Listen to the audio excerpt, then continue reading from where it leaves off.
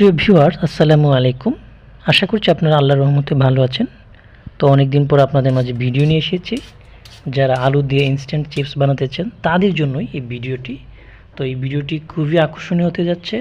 দয়া করে সম্পূর্ণ ভিডিওটি না টেনে দেখার জন্য অনুরোধ জানাচ্ছি।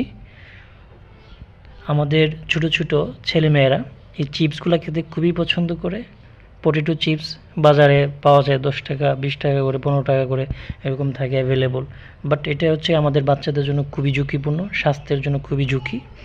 যেটা হচ্ছে গিয়ে আমাদের টাকার অপচয় ঘটায়, পাশাপাশি স্বাস্থ্যেরও অবনতি ঘটায়।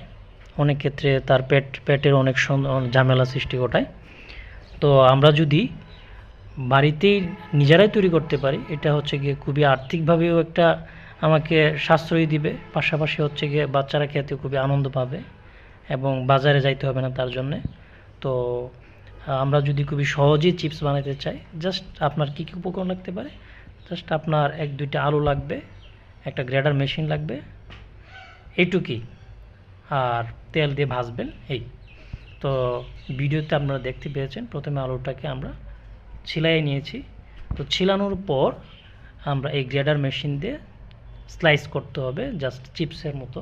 চিপস বানানোর আসলে অনেক ধরনের ওয়ে আছে। তো আমি একটা খুবই সহজ একটা ওয়ে দেখাই দিয়েছি।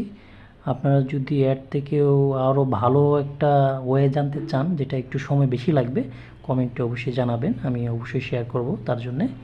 তো ভিডিওতে আপনারা দেখতে পাচ্ছেন কত পাতলা হয়েছে।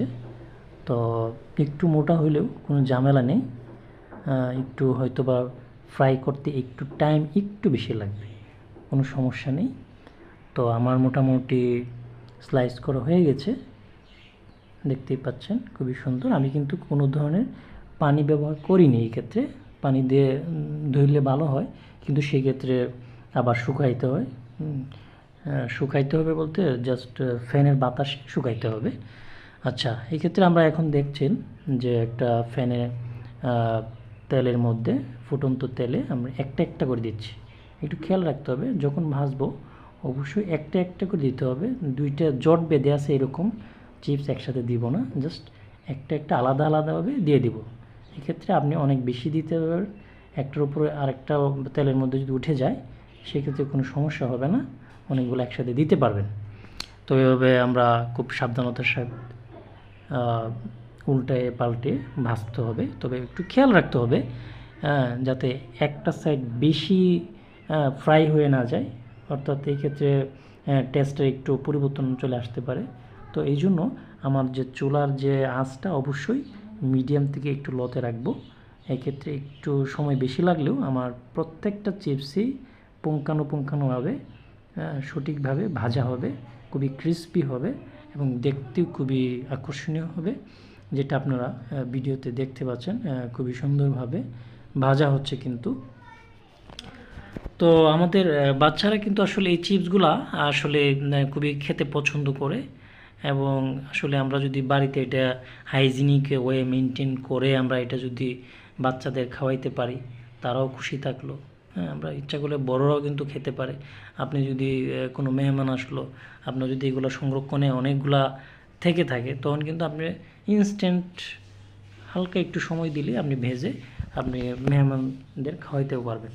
কারণ মেহমানদের সাথে অনেক ছোটো ছোটো বাচ্চারা থাকে, তারাও এটা আরও খুবই মানে আগ্রহ নিয়ে খেতে পছন্দ করবে।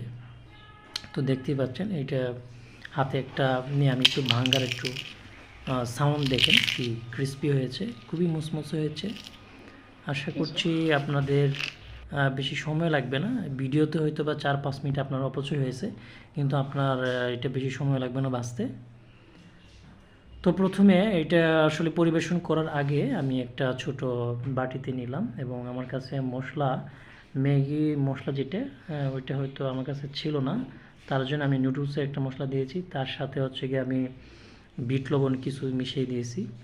এটা যাতে প্রত্যেকটা চিপসের গায়ে ভালোভাবে মিশাইতে পারি, তার জন্য হচ্ছে গিয়ে উপরে একটা কাভার দিয়ে আমি এটাকে ভালোভাবে ঝাঁকিয়ে নিয়ে একটু মিশাইতে হবে।